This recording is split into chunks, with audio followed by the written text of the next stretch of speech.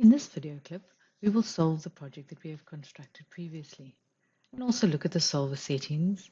To solve the project, we can either click on the solver icon, or we can click on Actions, Run, or we can click on Control-Shift-R. So I'm going to use the little icon, so I'm going to click Run, and Syscale has solved the project. This is our solver status dialog box, and here it shows it's taken 4 iterations to solve it. Maximum error is solved, and all the units are converged. And you also see that the colors of the links have changed. So the dark blue color means that there's either a slurry or a liquid flowing through that link. If it's a green color, this means it's usually a gaseous flow.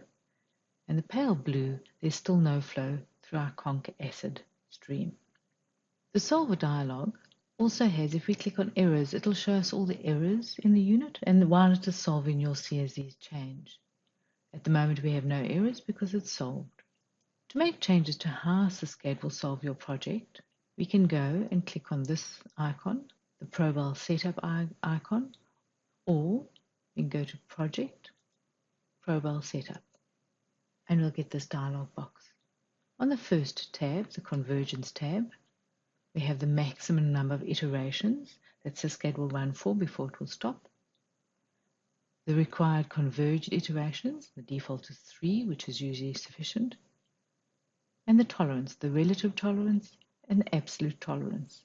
And the default values are the best values to use normally for a project. If you set these values to a lower value, Syscale will solve faster but will not be as accurate.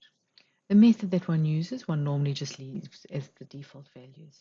The active pages, for this project we only have one flow sheet, and that flow sheet is obviously active. But to deactivate a project flow sheet, one can go there and just click on deactivate, or to activate it again, activate. And that's useful when you have more than one flow sheet in a project, and you can deactivate a number and just solve one at a time, or just deactivate one that you don't want to run at a particular time.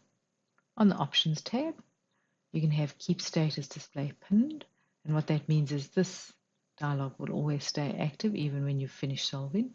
And I'll show you the difference if I untick that when I do and I'll go to a solve, and you'll see. And Reset or Restart Historian. Very seldom would you have those two clicked for a steady state model. So if I apply and OK, and now if I solve, you'll see that solver status disappears when we finish solving.